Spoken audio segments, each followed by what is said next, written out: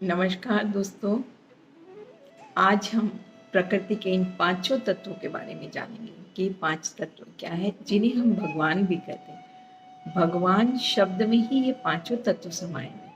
भय से भूमि, गय से गगन, वै से वायु, ऐसे अग्नि, नय से नीर, नीर यानी कि जल।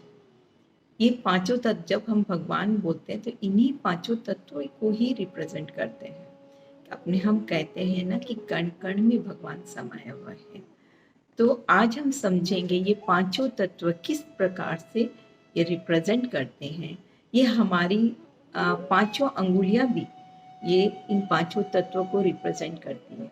जो सबसे जो कनिष्ठा जो सब लिटिल फिंगर है ये जल तत्व को रिप्रेजेंट करती है, और ये रिंग फिंगर जो है ये पृथ्वी तत्व को करती है, और मध्यमा जो सबसे बड़ी फिंगर है मिडिल फिंगर ये आकाश तत्व को रिप्रेजेंट करती है, और ये जो तर्जनी जो है ये इंडेक्स फिंगर ये हमारे वायु तत्व को रिप्रेजेंट करती है, थंब जो है हमारे अग्नि तत्व को रिप्रेजेंट करती है। और दोस्तों जिस प्रकार से ये पूरा ब्रह्मांड इन पांचों तत्व से बना है वैसे ही हमारा ये शरीर भी इन्हीं पांचों तत्व से बना हुआ है। जिस प्रकार से ब्रह्मांड में 72% वाटर है वैसे ही एग्जैक्टली हमारी बॉडी में भी वैसे ही पानी है। तो हमें किस प्रकार से हमें स्वस्थ रहने के लिए इन पांचों तत्वों का बैलेंस होना बहुत ज़्यादा जरूरी है। तो ये पांचों तत्वों को कैसे बैलेंस किया जाए, तो दोस्तों आज हम ये समझेंगे जिस तरह से जल तत्व है।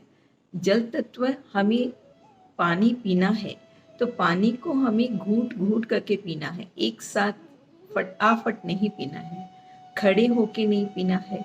तो इसको क्या है, जिस प्रकार जल का महत्व है, जल को वेस्ट नहीं करना है, हमें जल को प्रदूषित नहीं करना है।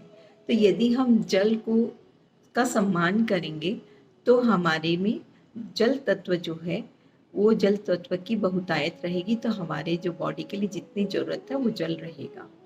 वैसे ही पृथ्वी तत्व जैसे कि हमें अर्थिंग जैसे बोलते हैं ना, नंगे पांव थोड़ा चलना चाहिए।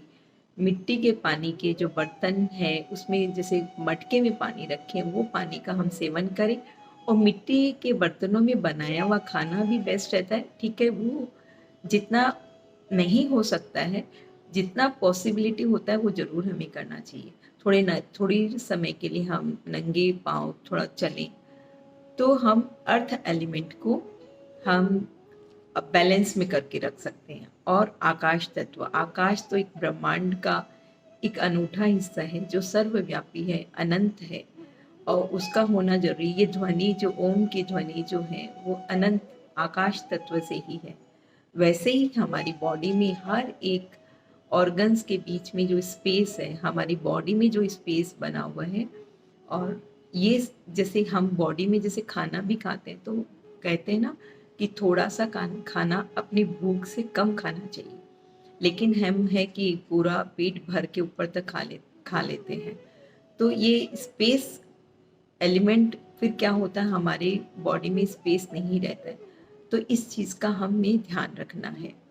और फिर रहा ये अपना वायु तत्व का हम सभी जानते हैं कि वायु तत्व कितना जरूरी है। इसको है कि हम खुली हवा में, खुले प्रकृति के बीच में हम जितना ज़्यादा रहेंगे हमें उतनी ही जल्दी ऑक्सीजन मिलेगी। प्लांट्स लगाएं, प्लांट्स के बीच में रहें तो हमें ऑक्सीजन की बहुतायत होगी।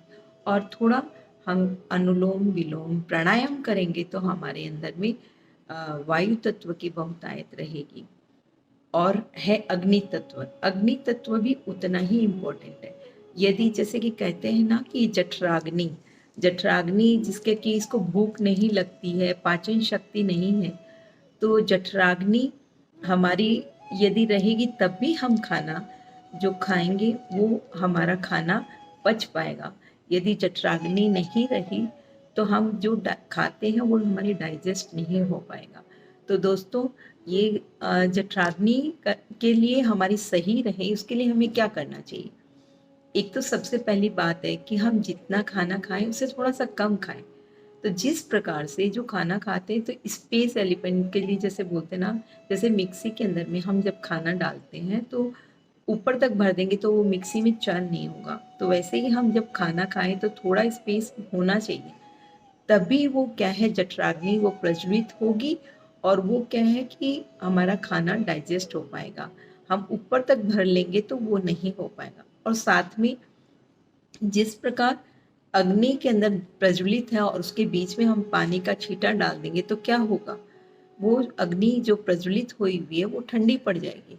तो वैसे ही हम क्या करते हैं, खाना खाते खाते ही जल डाल लेते हैं कि एक तरफ हमारी जठराग्नि प्रज्वलित हुई हुई है और ऊपर से हम जल डाल लेते हैं। तो ये सब चीज़ का हम थोड़ा थोड़ा करके हम ध्यान रखेंगे तो हम अपनी बॉडी को हम फिट रख सकते हैं। इन्हीं पंच तत्वों का हमारी बॉडी हेल्दी रहने के लिए बहुत बड़ा महत्व है। अच्छा, और एक दूसरा ये है कि जिस प्रकार से हमारी बॉडी में बैलेंस नहीं होता है तो हम बीमार पड़ जाते हैं, वैसे ही प्रकृति में भी सेम एज इट इज़ है। प्रकृति के अंदर में जब हम प्रकृति का हम दुरुपयोग करते हैं, हवा शुद्ध नहीं है, उसका कारण क्या है, पेड़ काटे जा रहे हैं, पेड़ उगाते नहीं है, पेड़ को काट रहे हैं, तो क्या होगा, तो हमें ऑक्सीजन मिल ही नहीं पाएगी। तो उसका बैलेंस होना तो जरूरी है ना। तो पृथ्वी को भी गंदी करे जा रहे हैं हम लोग, जैसे पॉलीथीन्स फेंक देते हैं जो कि वो कभी गलती नहीं है। तो ये छोटी छोटी चीज़ें हैं जिस चीज़ का हमें ध्यान रखना है।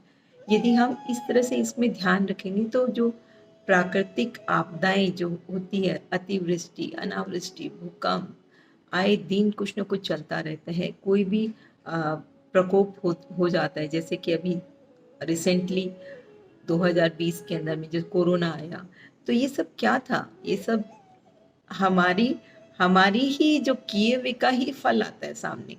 क्योंकि जब हम प्रकृति का पूरा ध्यान नहीं रखते हैं तो प्रकृति की भी एक सीमा होती है, वो किसी न किसी रूप में हमारे सामने आती है। तो दोस्तों, सबसे यही अनुरोध है कि सभी इन पांचों तत्वों को बैलेंस में बना के रखें और ध्यान रहे, स्वस्थ रहे, सुखी रहे, संपन्न रहे। धन्यवाद।